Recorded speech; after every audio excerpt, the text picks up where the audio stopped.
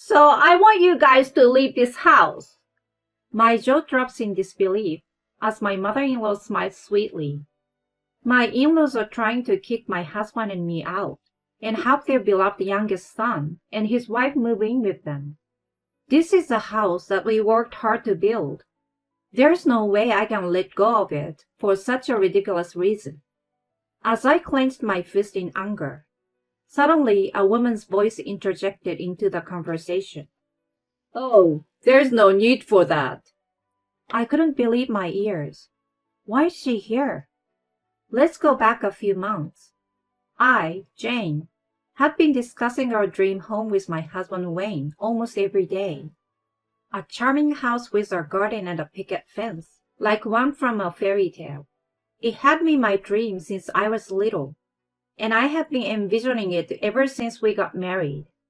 We had been diligently saving money to build our ideal home, and our savings were more than enough for the budget.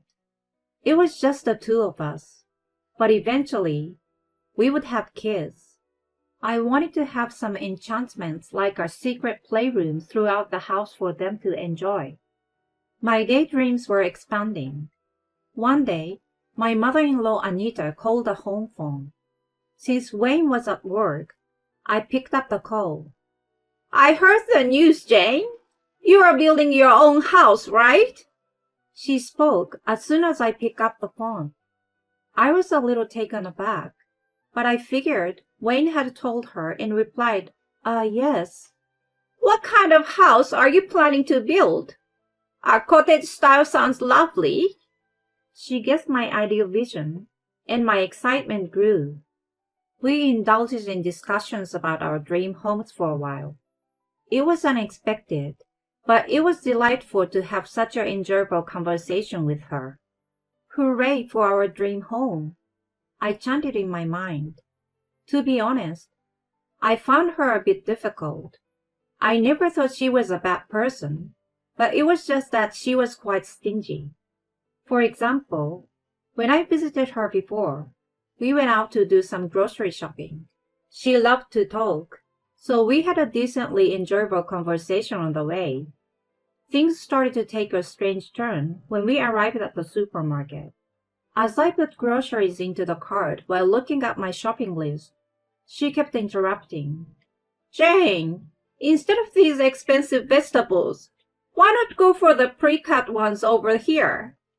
The meat you put in the cart earlier. The stuff just started putting half-price stickers on them, so I will go exchange it. The yogurt isn't on sale here. I think it's on sale at the other supermarket this month, so let's buy it there. It may be considered housewife wisdom, but it became tiresome to be checked and inspected every item I put in the cart. I didn't want to argue or be rude since she wasn't saying anything wrong, so I swallowed my complaints and followed her instructions. Afterward, while we were queuing up the cash register, she suddenly looked up from her phone and grabbed my arm with a sense of urgency. When I asked what was wrong, she told me that tissues and toilet paper were on sale at the pharmacy a few blocks away. She had received a message from a neighbor. I will go there first, so can you help me carry the bags when we go back? But we've already done a lot of shopping and got quite a few bags. Then go back home once and then come out again. I will wait for you. She then dashed out of the supermarket without hearing my reply. Dumbfounded, I gave in to her enthusiasm and did as she said. Sometime later, she finished her shopping and was waiting for me at the cafe in front of the pharmacy. The seats on either side of her were piled high with tissues and toilet paper. A huge load to carry even across the street. In stark contrast, there was only one glass of water on the table. Surprisingly, she had only been drinking that while waiting for me. She told the waiter she would order something once I arrived. But it's okay now that you found me. Let's just leave. Aren't you going to order anything? When I asked in surprise, she laughed, saying that cafes were expensive. She had been waiting for me for at least 30 minutes. It seemed pretty rude to leave without ordering anything. I told her to order something, as I would pay. Without any hesitation, she took the menu and pondered for a while before finally calling the waiter. "I will have a coffee, please, and—" "May I have an afternoon tea set?" I looked at her in surprise, and she gave me a big grin in return. "I've always wanted to try this. It's embarrassing for me to go to a cafe and eat it alone, you know." That wasn't the issue. Out of all things, she had to order the most expensive item in the cafe. If it were me, when someone treated me, I wouldn't have ordered anything more expensive than what the other person was having. If the other person only ordered a drink, wasn't it proper etiquette to also order just a drink? If she wanted to have a meal, she should have at least said something in advance. Thinking that it would be embarrassing to protest in front of the waiter, I remained silent. In the end, even at the checkout, she cheerfully said her thanks, showing no sign of shame for what she had done. I later heard that she proudly showed the photos of her afternoon tea to the neighbors, bragging about it. That incident made me think she cares too much about appearances, but was stingy with money. "I hope it's going to be a sturdy and beautiful house," Anita said on the phone. She hadn't brought up any money matters at that point. She probably didn't care, as long as it wasn't coming out of her pocket. Just as I was feeling a little relief, she suddenly made a proposal. "Since you are already at it, let's make it a two-family house." "What?" I couldn't help, but I almost shrieked. She didn't seem to care about my reaction, and continued babbling about the two-family house. It seemed like she had done some research beforehand. It was clear that she didn't just come up with the idea on a whim. Feeling uneasy, I said I would consult with Wayne, and hung up before the conversation progressed. She kept repeating, "It's definitely the best idea," until the very end of the call. The following weeks were painful. Not only Anita, but even my father-in-law Steve started to intervene. They even barged into our house together. The main topic, of course, was about building a two-family house. Under their immense pressure, Wayne and I gave in and agreed with the condition that we split the cost. Once the new house was completed, we immediately started living together as a family of 4. Although we called it a two-family house, the shared space was limited to the garage and the yard, and our living spaces were supposed to be separate. However, Anita quickly started to invade our privacy, and before I knew it, she often came to watch TV in our living room. Taking advantage of that, Steve placed his large belongings, like his golf bag, on our side without permission. Gradually, the two of them began to monopolize the entire house. No matter how many times I expressed my distress, they simply dismissed it with "Don't be so rigid." What bothered me the most was that they never paid their share of the promised construction costs. When I asked about the money we were supposed to split, they claimed to have it ready, but showed no sign of actually paying. Wayne and I ended up taking out a loan and covering the cost ourselves. "This Sunday, we are having a party with the neighbors, so you two don't bother us, okay?" We were told something like that so often. Anita invited the neighbors over for a home party almost every week. They acted as if there was no agreement to split the cost, and did whatever they pleased.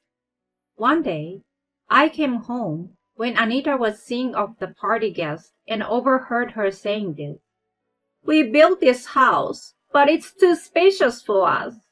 We let our son and his wife live here, but it's more enjoyable to have a lot of people over. It's our house, so feel free to come anytime." I couldn't believe my ears. How shameless she lied.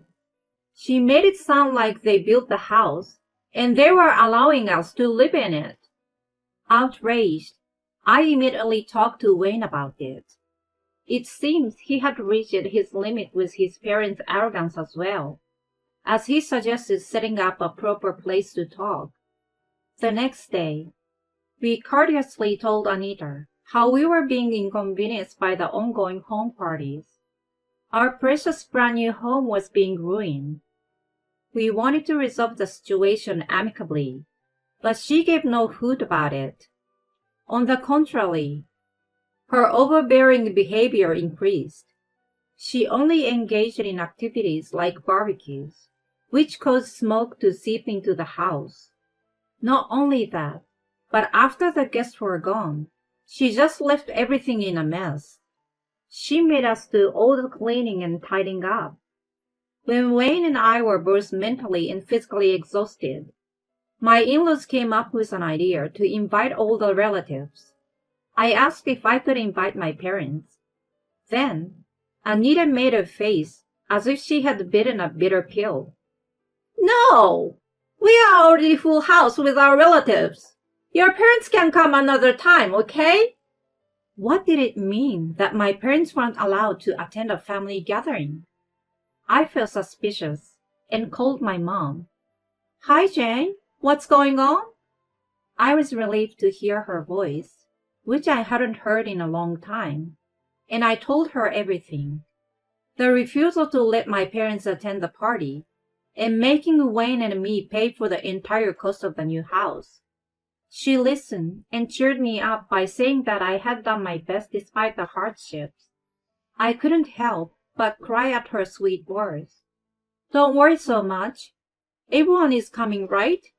It's a special party, so enjoy it. Encouraged by her, despite my anxieties, I gathered my determination. The house was built by Wayne and me. I swore to protect it together with him. On the day of the party, I welcomed the relatives, feeling nostalgic since our wedding. Among them were Wayne's younger brother, Isaac, and his wife. I had only spoken to them a little, but Wayne had told me several times that his parents doted on Isaac. As soon as he appeared, my in-laws became very cheerful. I couldn't help but feel a sense of dissatisfaction with the difference in their attitude toward us. At the same time, I thought if they were in such a good mood, we would spend the day without a hitch. I was a little relieved by the arrival of Isaac and his wife. However, that hope was quickly shattered. Isaac, how have you been? I've been worried since we haven't heard from you for a while. Anita was attached to him throughout the party.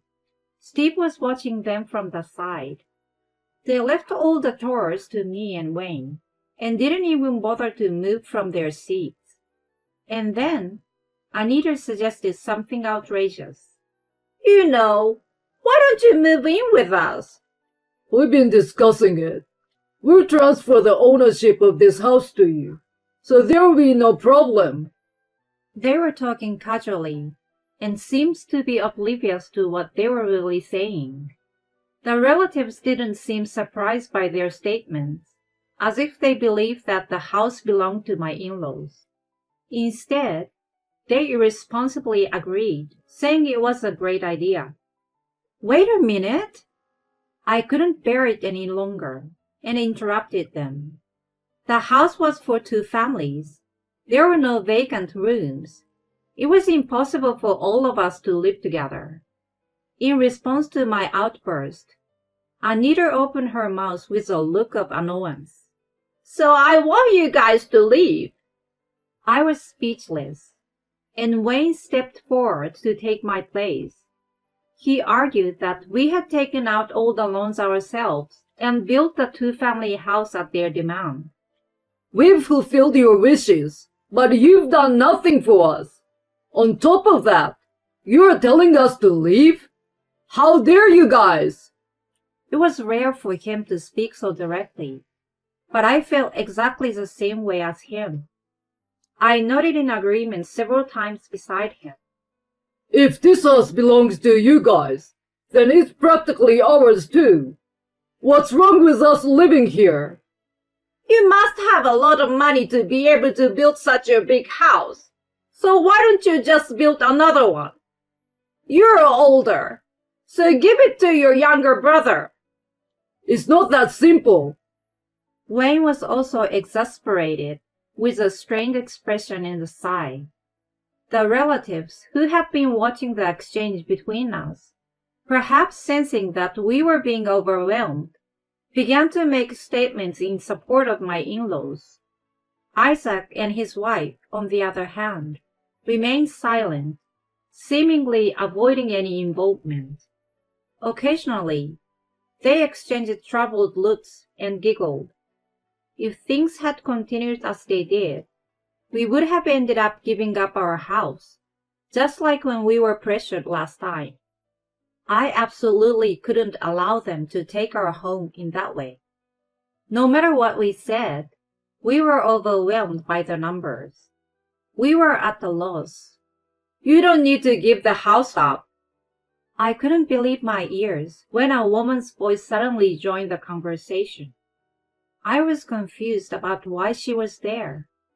When I turned around, my mom and dad were standing at the entrance to the room.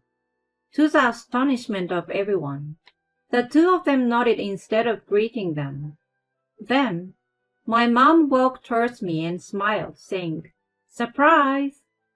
I could feel my tears coming up from the relief, and bit my lip as I nodded. They must have been worried after the call, so they came all the way. I finally understood what my mom meant by not worrying. It seems like everyone here doesn't know, but the ownership of this land belongs to my husband. This house is also ours. We don't want it transferred to someone without our consent, my mom declared with a resolution. Including my in-laws, the relatives looked surprised. It was a shock to those who weren't present at the contract signing. In the midst of the commotion among the relatives, my in-laws anxiously began shouting, claiming it was all a baseless lie. My dad approached them and shut them up in a low rumbling voice. It can be easily proven by the registry. I suggest you refrain from making unfounded claims. Blood drained from the in-laws' faces. They must have been freaking out inside. The relatives who had been observing were giving them disdained looks. I knew it was a lie. I was skeptical from the beginning. A well-known local figure is saying so. The whispers were coming not only from inside the room, but also from the hallway. I looked in that direction in puzzlement. There, neighbors were watching us. I assumed my parents had chosen them as witnesses. As a relative said, my dad was a well-known figure in the town and led a Bible study for adults and kids in the local church. My mom also knew many people through her volunteer activities, so she was trusted by the people around her. Their statements turned the table on us, and my in-laws were unable to make any excuses and fell silent. Thus, the party ended in our favor. A few days later, my in-laws, who were shamed in front of all the relatives and neighbors, tried to patch things up but failed miserably. In the end, they fled the house with their tails between their legs a few days later. My parents didn't just let them leave, but they also demanded a large cleaning fee, adding insult to injury. They said it was a punishment for being carried away in our new home, but it was probably done for our sake. I can't thank my parents enough. I recently heard that my in-laws are now living with Isaac and his wife. They rent a small apartment, much smaller than my house. It must be very tight for people to live there. After having their way all this time, I hope they will live modestly without causing Isaac trouble. In reality, I hear they are constantly arguing due to the stress of repayment. Wayne and I invited my parents to live in our immaculately cleaned house, and now we live a peaceful two-family life. Both of them are overjoyed to be able to live next to us. There's no benefit in showing off. I swear in my heart that from now on, I will live to share happiness with the people I care most about.